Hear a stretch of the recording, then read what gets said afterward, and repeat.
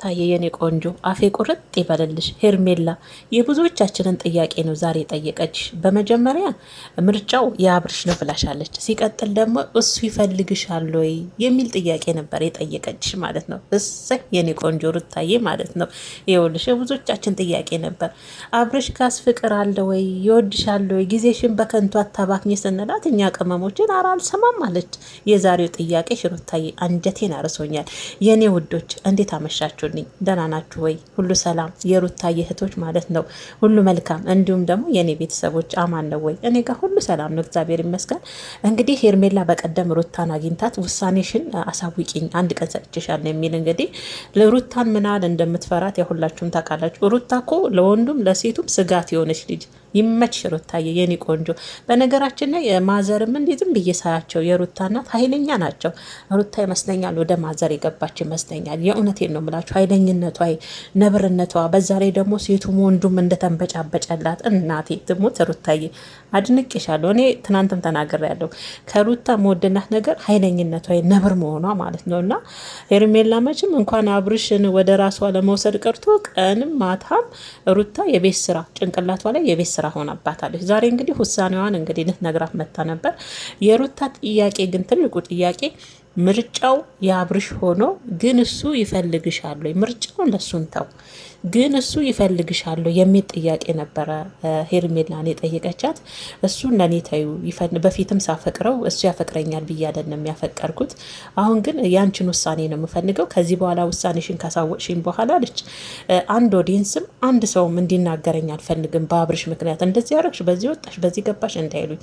ስለዚህ እኔ ያንቺን ውሳኔ ነው የምፈልገው አለቻት። ውሳኔውን ያው እሱ አንቺን ይፈልግሻል ወይ? ምርጫው እሱ ነው። እኔ ከአንዴም ሁለት ሶስቴ ለምን እንደሆነ አልገባሽ እንዳላላቅም እንጂ እኔ ተናግሬያለሁ። በነገራችን ላይ ማለት ነው ሄርሜላ ሩታን ስለምትፈሪያት እንደ ነብር ስለምትፈሪያት በዚህ ንክ በጭንቅላትሽ ነው የቤት ስራ ስለሆነችብሽ ነው እንጂ ይሄ ጥያቄ ለእሷ የሚጠየቅ አይደለም። ትፈልጊዋለሽ አትፈልጊውም፣ የኔን አድርገው አላድርገው አይደለም። ምክንያቱም ወሳኙ እዛ ጋር አብርሽ ነው። ይወድሻል፣ ያፈቅርሻል ወይ?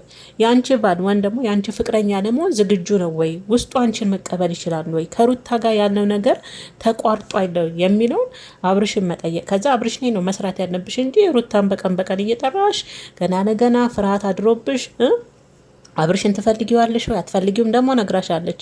አግቢው ብላሻለች። አግቢው፣ ተጋቡ፣ ደስ ይለኛል። እኔ ከአንዴም ስንቴ ተናግሬያለሁ። አሁን ባለውበት ህይወት ደስተኛ ነኝ። አብርሽን አልፈልግም ብዬዋለሁ። ግን ደግሞ አብርሽ ከፍቶት ባይ አልለቅሽም ብላሻለች። ምክንያቱም ከፍቶት ማየት አልፈልግም። ሲቀጥል ደግሞ እኔ ጋር ልጁን ለማየት መምጣቱ አይቀርምና ስታናድዳት እኮ ነው። አቤት ሩታ ልጁን ለማየት ወደ እኔ መምጣቱ አይቀርምና ያን ጊዜ ያው ቅናት ቢጤ ጫር እንዳይልብሽ እዚህ ላይ መጠንቀቅ አለብሽ ብላሻለች። እና ሩታ እኮ መልሷ ከማንም አይወዳደር። ለዛ እኮ ነው አክቷ መልሷ ምናምን ስለሚያናዳቸው ነገም ስጋት ትሆንባቸዋለች። ሄርሜላውን ሩታ የቤት ስራ ሆናበታለች። አብርሽን እንደምንም አድርጌ ራሱ የኔ ባደርግ ሩታን አልችላትም የሚል ነው። በቃ የመሸነፍ ነው የተሸናፊነት ስሜት የፍርሃት ስሜት አሳድራባታለች። እና ለዚህ እኮ ነው እንጂ እኮ ሩታ አይደለም ለሄርሜላ ቀርቷል። አብርሽ ቤተሰብም እኮ ከትናንት ወዲያም ለእህቶቹም ጭምር ያለችበት ህይወት ደስተኛ እንዳረጋት እና እሱም የራሱን ህይወት ይምራ የራሱን ህይወት ይወስን እያለች ሁሌም ስትናገር ካንደበቷ እንሰማለን። እሷ ምንም ያስጠይቃ ጉዳይ የለም ሄርሜላ ማለት ስለምትፈራት ነው። በዚህ ንክ ሄርሜላ ጭንቅላቷ ላይ ሩታ የቤት ስራ ሆናባታለች። ጠቅላላቸውን ወንዱም ሴቱን ብታቸው ሩታ የቤት ስራ ሆናባቸዋለች። የቤት ስራ በቃ እኔ እንጃ። ወይኔ ጉዴ! እንደዚህ ተጽዕኖ ፈጣሪ በመሆንሽ ግን ሩታዬ በእውነት በጣም ነው ያደነኩሽ። በሴቱም በወንዱም ጭንቅላት ውስጥ ገብተሽ እንቅልፍ ነስተሻቸው እንደዚህ አይነት ተጽዕኖ ፈጣሪ ልጅ በመሆንሽ የእውነት የእናቷ ልጅ እግዚአብሔርን ነው ብላችሁና በዚህ ልክ የጭንቅላት ስራ ሆናባት ነው እንጂ እኮ ለውሳኔው እኮ ሩታን አይደለም መጠየቅ ያለባት። ይሄ እኮ ሩታ ተደጋግማ መጠየቅ የሚገባት ልጅ አይደለችው። ምክንያቱም ከአንዴም ሁለት ሶስቴ ለአብርሽ ቤተሰቦች ጨምሮ ህይወቱን ይኑር፣ እኔም የራሴን ህይወት እየኖርኩ ነው፣ በአሁን ባለውበት ሁኔታ ደስተኛ ነኝ እያለች ሩታ ደጋግማ በቪዲዮ እየሰራች እያወራች ነው አይደለ? ስለዛ ነገ ተነገ ወዲያ ሩታ መታ ትቀማኛለች ነው። በነገራችን ላይ ሄርሜላ ፈሪ ነሽ፣ የእውነት ፈሪ ነሽ። በዚህ ልክ እየፈራሽ ከምታፈቅሪ ቢቀርብሽ ይሻላል። ፍቅር ማለት ድፍረት ነው። በቃ ሄደም አልሄደም የምትወጁ ከሆነ ወደ ራስሽ ማምጣት የምትች ከሆነ መታገል ያለብሽ ከአብርሽ እንጂ ከሩታ ጋር አይደለም። አብርሽን የራስሽ ለማድረግ መስራት ነው። ግን ፍቅር ማለት በቁሳቁስ የምትገዡ ነገር አለም። ቤት ገዛውለት፣ መኪና ገዛውለት ብለሽ አብርሽን በመኪና በቤት የምትወስዱ ነገር አይደለም። መጀመሪያ ከልብ አብርሽ ይፈልግሻሉ። ወደ አንቺ ለመምጣት አብርሽ አንቺን ይፈልግሻሉ። አንቺ ጋር ያለው ስሜት እኔ ጋር ከሌለ ብሎሻል እኮ ባለፈ።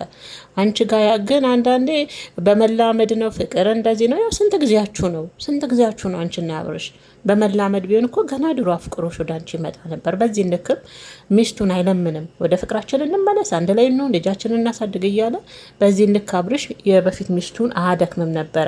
ምክንያቱም ከአንቺ ጋር ራሱ ረጅም ጉዞ ተጉዟቸዋል አደለ? እንደው በጓደኝነትም ይሁን አንቺ እያፈቀርሽው እሱ ጋር ስሜት ሳይኖርም ይሁን ረጅም ጉዞ ለአንቺ ቦታ ቢኖረውና አብርሽ አንቺ እንደምትሆኝለት እንደምታሳዩ አክት ቢሆን አብርሽ ገና ድሮ ከአንቺ ጋር ፍቅር ጀምሮ ይፋ ትሆኑ ነበረ። ግን ልጁ ጋር ስሜቱ የለም። ሄርሜላ ለአንቺ ያለው ስሜት አብርሽ የቀዘቀዘ ነው። ስለዛ አሁን እስቲ ሩታን አታስቸግሪያት። መጀመሪያ አብርሽ ላይ ስሪ። ያንቺ እንዲሆን እንዲወድሽ እንዲያፈቅርሽ ልብ ውስጥ እንዲያደርግሽ መጀመሪያ ወንዱ ላይ ስሪ። እሷን ምን አድርጊ ትያታለሽ? እሷን ምን አድርጊ ትያታለሽ? እኛ እኮ ግራ ገባ እንዴ ሩታዬ፣ ይመችሽ የኔ ቆንጆ። እንዴ በዚህ ልክ የቤት ስራ ሆነሽ ብለሽማው ነገር ደግሞ እኮ ለኦዲየንሱ ማስጠንቀቂያ ለመስጠት እኮ አቃጣት ሄርሜላ። እኛ ምን አገባን? እስቲ አብርሽን አንቺ የራስሽ አድርጊው። ከዛ እኔ እስቲ ልጁ ስሜት የለውም ላንቺ ዝም ብለሽ እንደ ሩታዬን አታስቸግሪብን። አሁን የልጅ እናት ናት፣ የራሷ ጊዜ ያስፈልጋታል፣ ለልጇ ጊዜ የምትሰጥበት ያስፈልጋታል። ገና በፍርሃት አንቺ ተውጠሽ ገና ለገና ትቀማኛለች። ነገ ወደ እሷ ተመልሶ ከሄደ በፊቱም አይወድሽም አያፈቅርሽም ማለት ነው። ስለዚ ጥፋተኛ ነሽ፣ የሰራሽም ጥፋት ነው ማለት ነው። ሄርሜላ የአንቺ ፍቅረኛ ሆኖ አብርሽ ወደ አንቺ መጥቶ ተመልሶ ወደ ሩታ ጋር ከሄደ በፊቱንም አንቺን ለመደበሪያ እንጂ ለትዳር ወይም ደግሞ ለሚስትነት ወይም ደግሞ ለፍቅረኝነት አይፈልግሽም። በልቡ ውስጥም ቦታ የለውም ማለት ነው። ስለዛ ነገ ወደ ሩታ ጋር ይሄድብኛል ብለሽ ሰክተሽ እንደ ሩታዬን አታስጨንቂብን እናቴ። እንወዳታለን የኔ ቆንጆ የኔ ቀበጥ ሩታዬ፣ የዩቲዩቡ ድምቀት እናቴ። የእውነት ሁሉም እኮ ባንቺ ነው የሚሰራው እናቴ። አንቺን ካልጠሩ የአንቺን ፎቶ ካልለጠፉ እኮ በቃ ዩቱባቸው የሞታ ነው የሚሰማቸውና ሩታዬን ውድ እንግዲህ መልሷን እንግዲህ ካያችሁት መልሷ መልስ አይደለም እናቴ። እኔ እሷ የምትናገረው ንግግር ደግሜ ለመናገር አልችልም እና አክቷ ራሱ ይናገራል ሩታ የምታሳየው የሳቅ ፈገግታና አክቷ ራሱ መልስ ነው ለሚገባው ሰው። ለዛ ነው እኮ ሄርሜላ የምትናደደው በሩታ በጣም የምትናደደው ማለት ነውና ምን ነግራሻለች? የቤት ስራ ሰጥታሻለች። መጀመሪያ እሱ ይፈልግሻል ወይ፣ ሲቀጥል ደግሞ ምርጫው የሱ ነው። እኔ ለምን ታስጨንቅኛለሽ ብላሻለች። እኔ እንደማልፈልገው ከአንዴም ስንቴ ለህዝብ ሁሉ ተናግሬያለሁ። እኔ ምን አድርጊ ነው የምትይኝ አለችሽ እኮ። በሱ ቦታ ካለ ለምንድን ነው እሷ የምታስጨንቂያት? ሄርሜላ ተይ፣ እኛ ሩታ እንድትጨነቅብን አንፈልግም እናቴ። ሽቅርቅሯ እንዴ የሉልዬ እናት ተፋቻት እንጂ እናቴ። እሱ ላይ ስሪ፣ የቤት ስራሽን እሱ ላይ ስሪ። ግን መኪናና ቤት በመግዛት አይደለም እንዲያፈቅርሽ የምታደርጊው ሄርሜላዬ። አንቺ ይመስለኛል በገንዘብ መሰለኝ የምታምኚው በብዛት መኪና ቤት ስለገዛሽ አብርሽ የራስሽ የምታደርጊው። አብርሽ እሱን እጥፍ ይገዛልሻል ከፈለግሽ ማለት ነው እና